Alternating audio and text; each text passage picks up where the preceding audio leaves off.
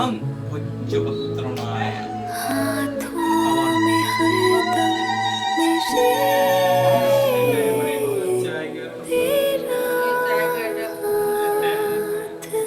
আমাদের 2021 সালের 16ই ফেব্রুয়ারি সরস্বতী পুজোয় ফার্স্ট দেখা হয়েছিল।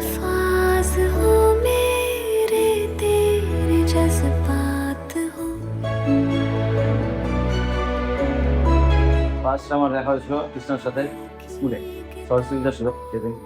ওখান থেকে তারপর ফেসবুক থেকে খোঁজা, সেই ফেসবুক থেকে খুঁজে অনেক খোঁজার পর পেয়েছিলাম ওকে ফেসবুকে। তারপর প্রথম মেসেজ, সেই মেসেজ হোয়াটসঅ্যাপ থেকে তারপরে দেখা, তারপর আস্তে আস্তে রিলেশনে যাওয়া।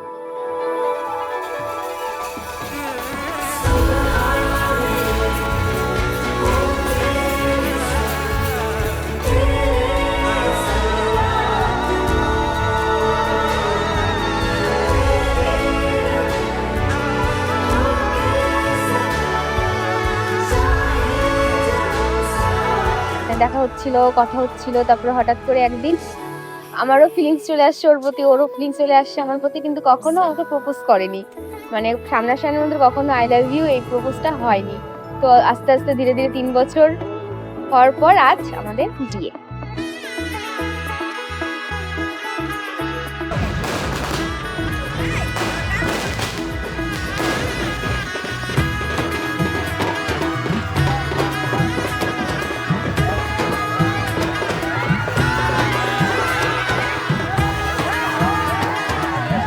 আমাদের রিলেশনের ব্যাপারটা আস্তে আস্তে যে বাড়িতে ওর মা প্রথমে জানলো একটু, তারপর আস্তে আস্তে আমাদের বাড়ির লোকে জানলো, তারপর আস্তে আস্তে সবাই জেনে গেছে। জানার পর আমাদের বাড়ি থেকে লোক গেছে একদিন, কথাবার্তা বলে আসছে, তারপর আস্তে আস্তে সবাই মেনে নিয়েছে। সেমন বলতে কোনো ঝামেলা হয়নি, দু পরিবার থেকে মেনে নিয়েছে, সেসবের সব কিছু। প্রভাত আর আমার সম্পর্কটা যখন আমাদের দুই ফ্যামিলি জানতে পারে, তো ফ্যামিলিতে কখনোই কোনো প্রবলেম হয়নি, বরং উল্টে আমার থেকে আমার মানে মা প্রভাতকেই বেশি ভালোবাসে, এখনো ভালোবাসে। আর আমি চাই প্রভাতও আমার মাকে সেই সম্মানটা দিক। আর আমিও চাই যে প্রভাতের মা আমার মা দুজন যেন খুব ভালো একটা বন্ধু হয়। আমরা যেমন দুজন দুজনের পাশে আছি, তেমন যাতে দুই ফ্যামিলিও দুজন দুজনের পাশে থাকে।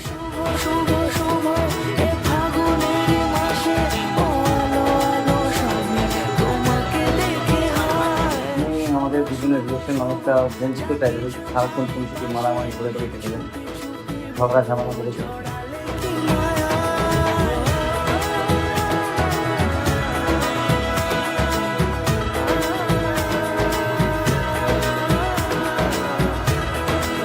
ওকে আমি এক কথাই বলতে চাই যে 3 বছর আগে যেই প্রভাতটা ছিল, সারা জীবন যেন সেই প্রভাতটাই থাকে।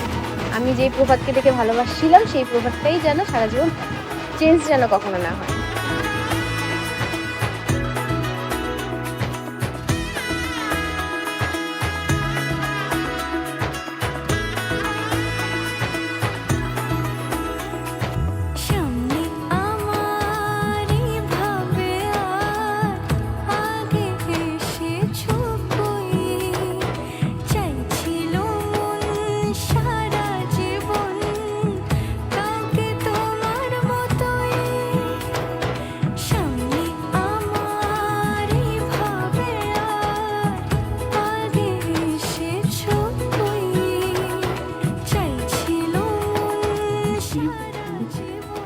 ঠিক আছে, তোমার কষ্ট করে সবকিছু গল্প দিচ্ছি।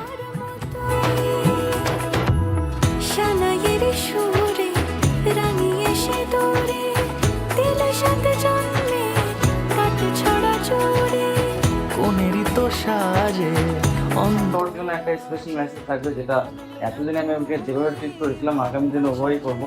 যতটা ভালো বেসেছিলাম আগে, এখনো ততটাই ভালো, ফিউচারে ততটাই করবো।